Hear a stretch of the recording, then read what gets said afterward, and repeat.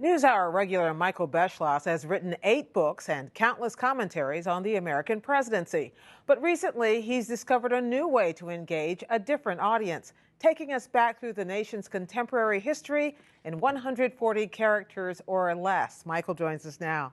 Michael, what's with the 140 character chunks? When did you start doling out history this way? It's an antidote to all these long books I write. It actually was during one of the debates right here in the studio we were watching, as you remember, and Christina Bellantoni saw me looking at a search engine through Twitter comments on the two candidates, and she said, well, why don't you just go on Twitter yourself? And I said, essentially, I hadn't really thought of that. Why don't I try? So as you started to post things you found along the way, before we show some of them, how do you come across these things that you find that you've been putting up? Well, I'm not only generally interested in presidential history, but for years I've been fascinated in what images can evoke. You know, you can see one picture, it asks a lot of questions, and I hope gets people curious about, other larger issues that relate to it. Well, let's show the viewers what we're talking about. This first picture I want to show here shows in the foreground the very familiar Lyndon Baines Johnson, and that is not his third finger up there. And that is not that's his index finger in the air. And if you see behind him, however, there's John F. Kennedy. They were not really very close, but there he is, kind of reaching over to grab him. What's going on here? And when was this taken? That was taken just before the election of 1960, but you look at it and it looks like sort of an icon of the 1960s. You know, Johnson aggressively getting into the Vietnam War maybe, and Kennedy sort of trying to restrain him. That's why that picture particularly touches a nerve. But what actually happened was, a couple days before the election, Kennedy came to Amarillo for a rally with Johnson. Kennedy began speaking, it was at the airport, and Republican pilots began turning on their jet engines to drown out Kennedy. Johnson was furious, so you can see him going, turn those engines off. That's exactly what's going on.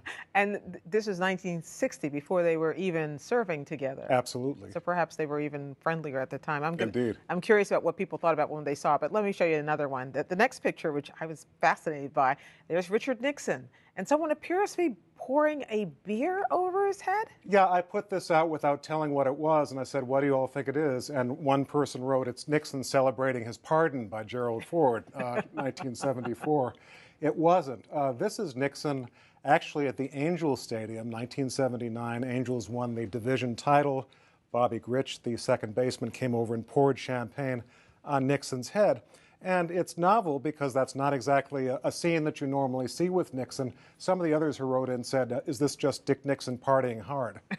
What's interesting about it is it goes completely against what we think of when we see it. Even if we think of him partying hard, it's not quite that way. Against type. And that's why an image like this is so arresting. And you get into the micro.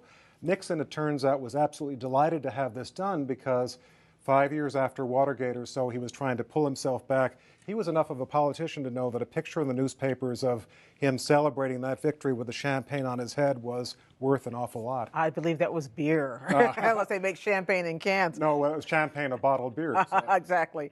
Now, this is the picture that first caught my attention of your tweeting as I was going through my timeline, which is a little arresting. It's very puzzling. There's Bill Clinton clearly on the left, and in the center is George H.W. Bush, and then next to him he's shaking hands with George Wallace, the famous segregationist governor of Alabama.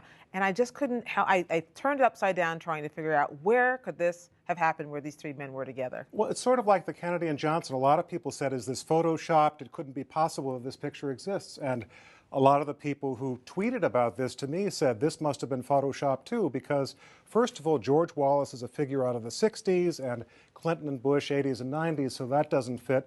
Plus, he was one of the worst segregationists in American history, so why would Bush and Clinton be sitting at a picnic with him eating lobster? And the other thing is that they didn't really sort of see it in terms of Bush and Clinton being at a picnic years before they ran against each other. Why would they have been so friendly? Plus, Bill Clinton looks as if he's about 12 years old.